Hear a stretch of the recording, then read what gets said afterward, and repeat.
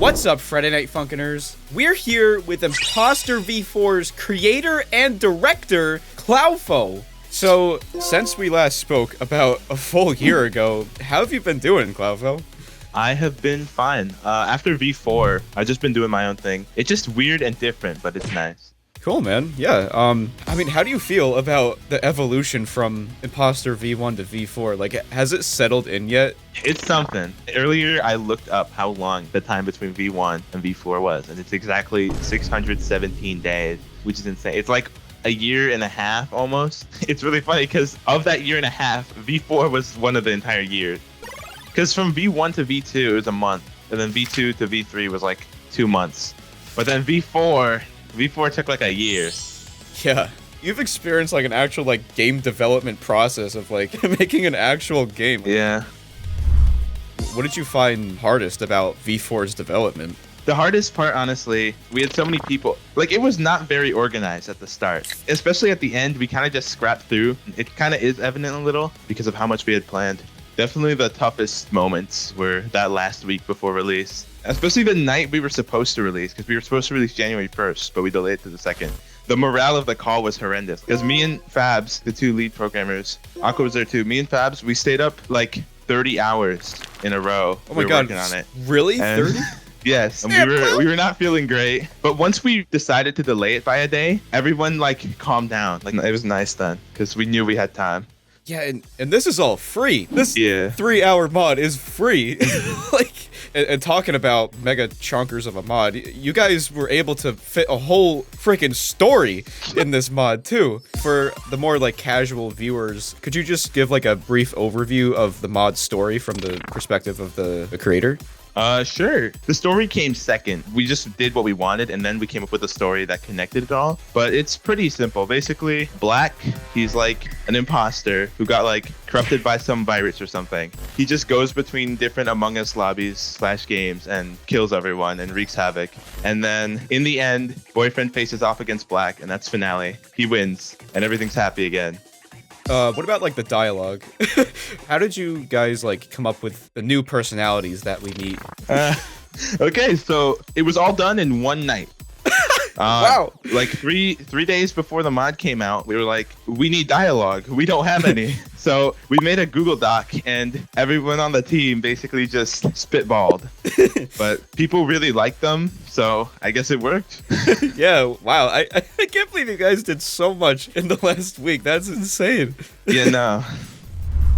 Well, speaking about little funny moments, what would you say was like the funniest part of V4's development? So the funniest part of V4's development for me was at the end. We had a Verse Imposter tester server, and once we finished the mod, while I was like uploading it, there was this one person in the server, Nick T, and he was trying to beat ejected, and we made a joke that like we would release the mod when he beat ejected. So there's like 30 people watching this stream of this random person playing ejected, and he just kept failing over and over and over. I have a video you can pull up on your video.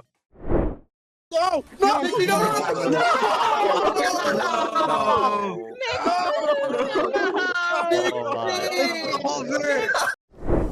How long did it take them? It took him hours, like hours. Hours? He didn't even end up beating it that night. We just pretended like he did, so we could release the mod.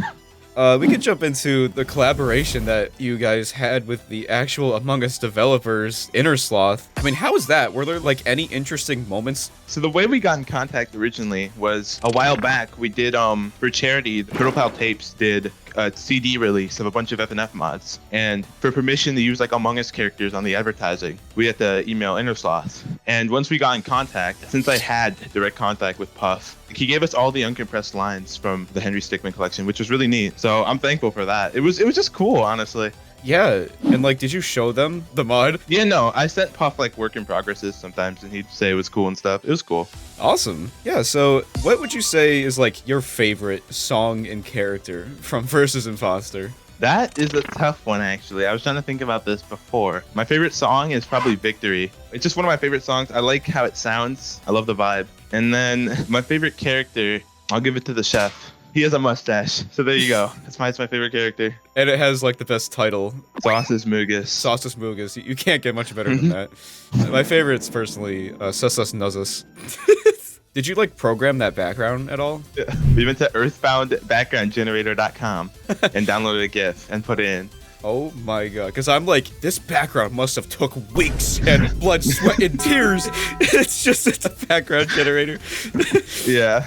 So, for those who don't know, there's like a video or two about things that were cut from V4 due to, you know, time constraints, or it just didn't work out in the end. I was just wondering if you wanted to highlight any of the scrapped concepts or cut scenes that you might have wanted to make in, or give additional info to. Oh yeah, sure. The cutscene and stuff that I really just wish made it in is stuff for the Gray Week, because during Blackout, ghosts were gonna come out during that one part where it just like stops. And then at the end of the week, there was going to be a cutscene where Black and Gray fly out of the airship and explode it with Boyfriend in it. And that would have been badass. Wow. That didn't get finished either.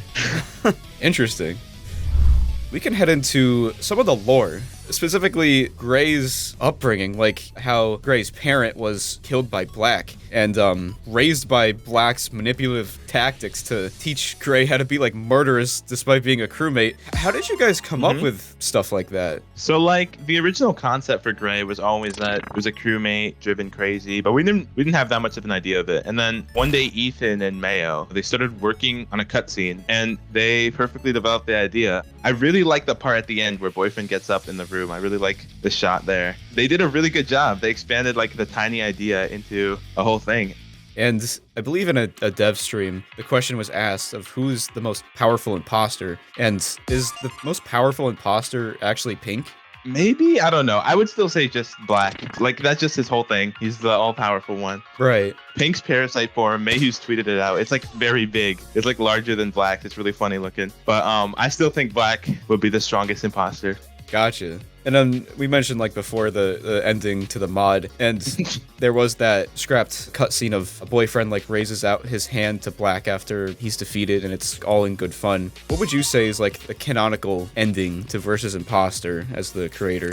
I think the canonical ending is that scrapped cutscene. So I wish we could have got it done. We tried to, but the FLA file was lost. But yeah, I think that's the canonical ending. Everything's happy. But then at the end of that cutscene, you can see the infection got to red in the background, and that's just supposed to be like uh-oh, and then it cuts out. And you guys also planned for a gallery. Is that still something in the works? It feels like at this point, the wiki is kind of its own gallery. Everything that we would have put in the gallery has already been found by people. So I'm not sure. Maybe, but I wouldn't count on it. Probably just go to the wiki if you want a gallery. Okay, and we can move on to the HOTFIX update that you guys have planned. Could you like share any info or teasers to get us looking forward to the HOTFIX update? Well, see, the HOTFIX, the reason it's been taking so long, it's grown into something much bigger, and I guess this will be the official announcement. V5 is in development, and it's coming out at the end of this month. What? We have an 100% date at the end of this month. We can't say the exact. Yeah, wait, I know. Wait, no. What V5?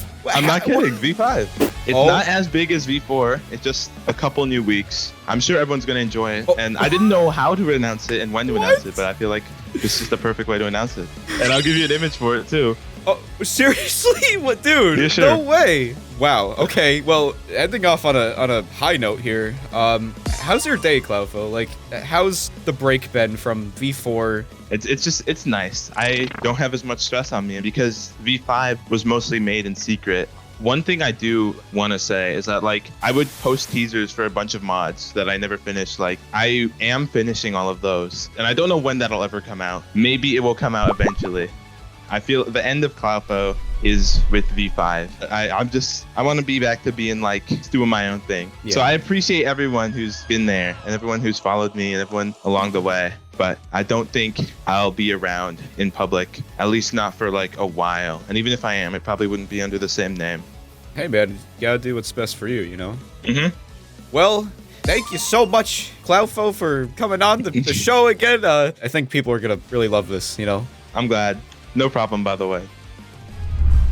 You can watch more fun interviews right here. And let's wish Clowfoe the best as he honks into the sunset. We love you, Clow.